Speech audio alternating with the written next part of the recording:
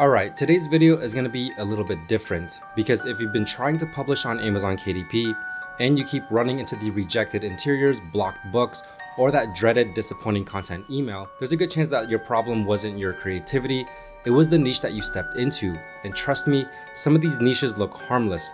They look easy, beginner friendly, sometimes even recommended in Facebook groups or TikTok videos, but behind the scenes, they're overcrowded, flooded with duplicated interiors, stuffed with AI pages that all look the same, and monitored way more aggressively by Amazon than most people realize.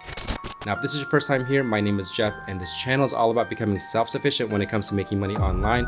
So if this sounds like you, feel free to give it a thumbs up, hit that subscribe button, and turn on that notification bell so you can be notified whenever I release a new video. With that being said, let's get right to it. Now, I want to make something really clear right from the start. There's nothing wrong with publishing in any niche.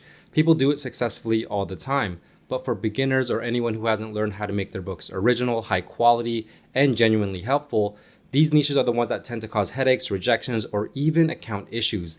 And what I'm going to show you today isn't fear-mongering. It's simply the reality of publishing in today's landscape. Some niches are low risk, and some niches require a level of experience and quality control that beginners usually aren't ready for yet. So in this video, we're going to take a closer look at a few of these niches, why they're so problematic, the patterns I keep seeing that result in publisher frustration, and what you should be watching out for before you invest your time in creating a book. And who knows, by the end of this video, you might save yourself some weeks of testing, wasted uploads, and unnecessary KDP stress. With that being said, let's get into it. Now, the first one is going to be the blank lined notebook.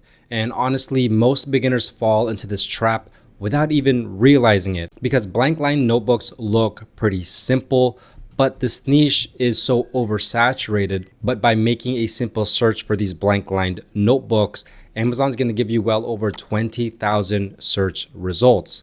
And if we look through the page here, you can see that it's littered by bigger publishers that can produce better quality books at about the same price that you would sell your KDP book for. I mean, I see one book right here that has a 300,000 BSR, seems to be doing okay, but with the hundreds and thousands of books that are uploaded every single day with these blank line notebooks, it's going to be very, very hard to get your book seen. And here's the real issue is that Amazon's system can instantly tell when a notebook is just a 100-page PDF of repeated lines.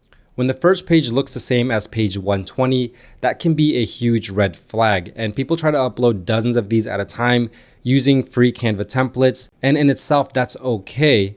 But Amazon can see this as low value and repetitive content. Obviously, there are ways around this, but most publishers don't know about it. Now, if we niche down and take a look at funny blank lined notebook, this is where a lot of KDP publishers got their start and did very well with these types of books where you just put funny sayings on blank notebooks. But as you can see, it's very low quality. They all look about the same. None of them really stand out. And even if they do stand out, people just copy the same designs, upload it as their own, and you could never really depend on these types of books to really produce long-term royalties. And a lot of publishers in forums even mention getting warnings or suspensions after mass uploading these books, which a lot of publishers used to do, and maybe they still do. You can upload hundreds and hundreds of these types of books every single day. But even when you niche down, you're going to still compete with thousands of other nearly identical books.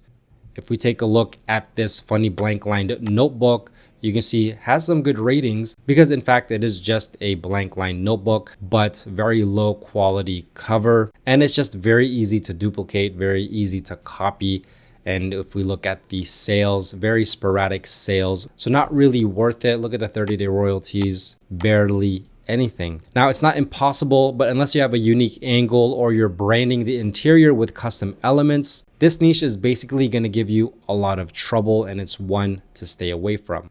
Now, the next niche is a tricky one. It's called the daily planner, and it's tricky because planners always look like an easy win, especially around the end of the year and around New Year's.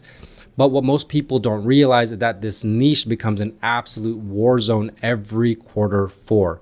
I mean, you've got seasonal planners, academic planners, mom planners, and each sub niche is packed with tens of thousands of uploads. And because so many creators reuse the same weekly and monthly templates, Amazon can flag it as repetitive.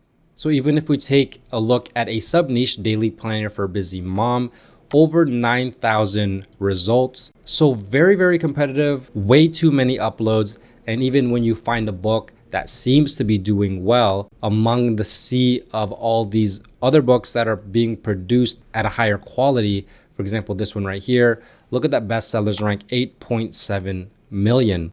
Now, a lot of these new publishers also get caught with keyword issues, things like mismatched titles, overstuffed metadata, or using terms like bestseller that violates terms of service. So once you're flagged, appeals are almost never approved.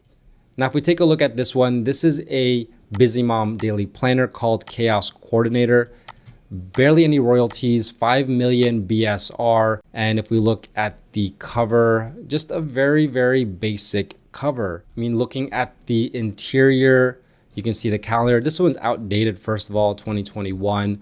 But here's the daily planner. I mean, just take a look right here, over 22,000 results. And you could basically just go through every single one of these, look for one that you like. And a lot of people just upload it straight onto KDP, which is a big no-no. Obviously, there are ways around this, as in modifying your interiors to make them original. You don't just want to copy and upload. But all in all, these planners can sell well, but the reality is really simple. Without ads or without a genuinely unique layout and without proper modification, these are incredibly hard to rank for.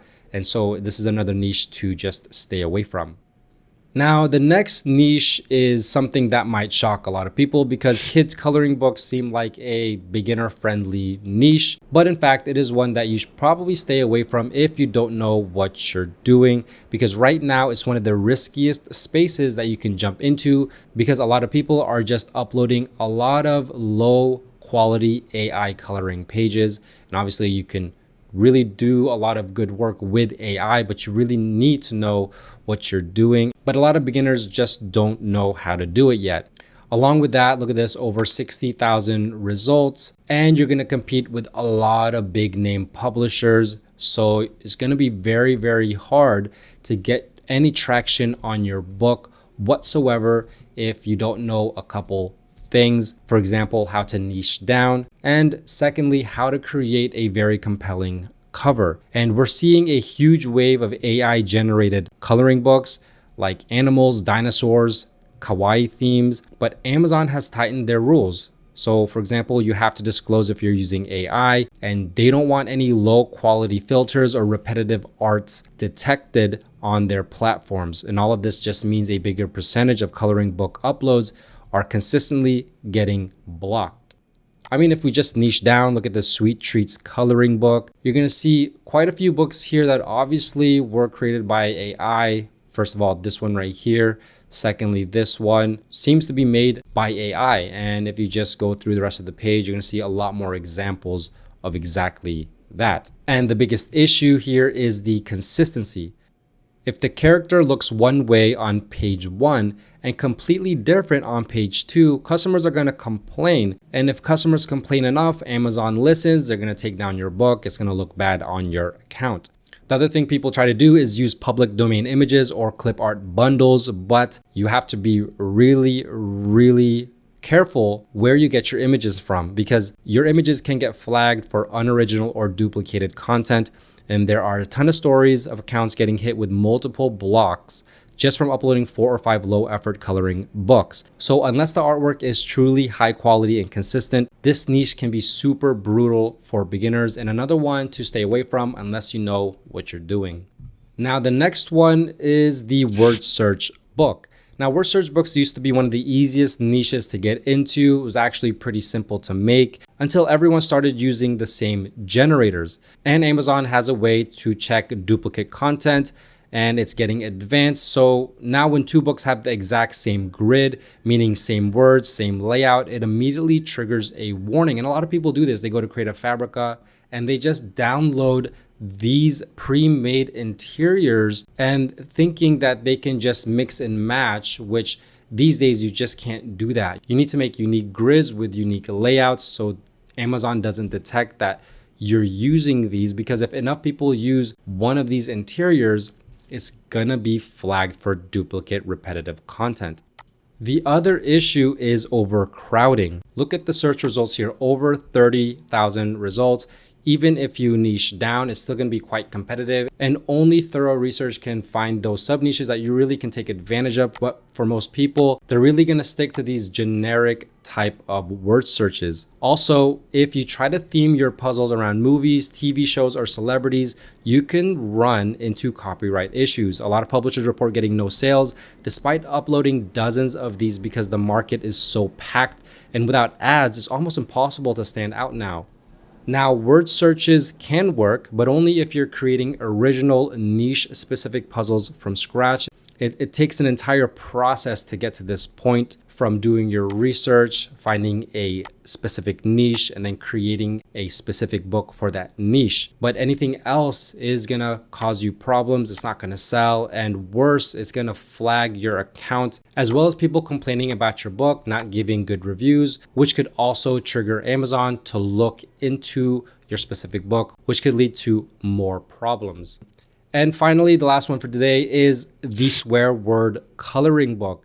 Now, this niche absolutely exploded a few years back, and there's a lot of books still selling very well. But now it's one of the fastest ways to get a listing blocked. And this actually happened to me a few times when I first started uploading into this niche. And that is why I actually stay away from this niche, because Amazon's profanity rules are pretty strict, especially in titles, descriptions, and ads. So if you're making this type of book, best know that you're not going to be able to run ads for this type of book because there's a lot of profanity. On top of that, the competition here is pretty competitive, over 2,000 results. And the other thing too, everyone here is uploading AI generated curse pages, edgy designs, and Amazon began treating them as offensive or repetitive content. So many of these books can in fact get approved for a few weeks, but quietly get pulled down. I mean, if we take a look at this book, just a lot of profanity here, which is not bad in itself, but when you're playing with Amazon KDP and their rules, this could give you a lot of issues. Looking at some of these samples, you can just see why there might be some issues here if you go this route.